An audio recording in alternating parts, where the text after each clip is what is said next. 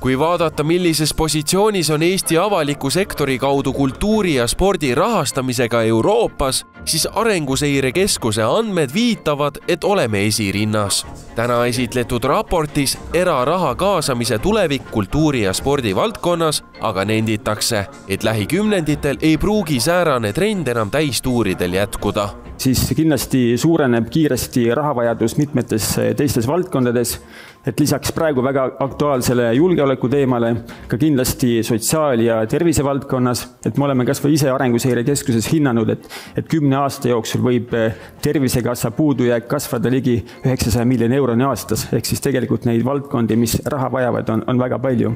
Elujõulisuse tagamiseks on seetõttu tarvis lisavahendeid muudest allikatest, eeskätt erasektorist ehk sealsetelt ettevõtetelt ning eraisikutelt. Kasutamata potentsiaal on suur.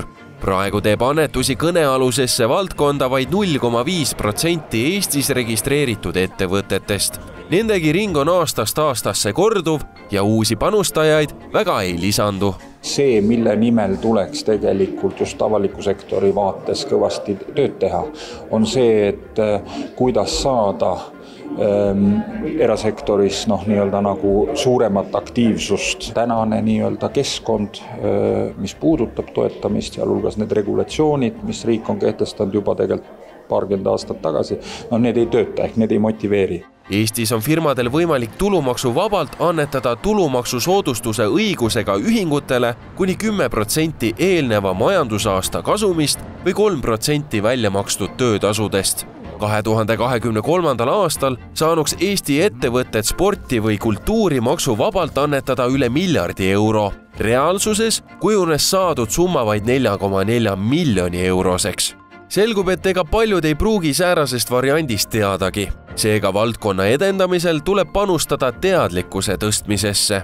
Paralleelselt tasub toetajaid motiveerida nende aktiivsema tunnustamisega.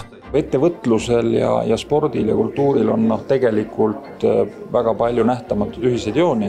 Ja üks on see, et edukas saab olla kõigis neis valdkondades ainult siis, kui sa teed suure põlemise ja kirega seda ja pürgid maksimaalse professionaalsuse suunas. Ja sellest tekib nii-öelda selline emotsioon. Ettevõtlusesse tihti on varjatud või isiklik, aga spordi ja kultuuri suur pluss on see, et sellest emotsioonist saavad osa põhimõtteliselt kõik. Kuidas me võimendame neid, kes siis terved inimesi loovad või toodavad, ütleme spordi ja kultuuri valdkonnas. Ehk need on spordiklubid, MTÜ-d, kes tegelevad kultuuritegevustega, et kuidas me neid võimendame, et kuidas me neile arengupotentsiaali nagu loome.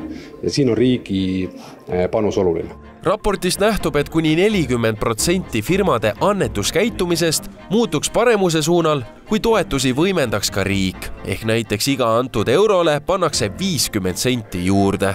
See on üks variant. Kuid endine profisportlane Tanel Tein loetleb teisigi realistlikke võimalusi. Me loome juurde lisandväärtust, me muudame võib-olla teatud maksudisaine, mis toovad meile lisatulu, mille kaudu me saame algatada eraraha kaasamise protsessi nagu ka tegelikult, ehk siis loome eraraha kaasamise fondi, leiame rahastusmudelid kas väga tähtsatele spordiobjektidele, et need plaanid on olemas.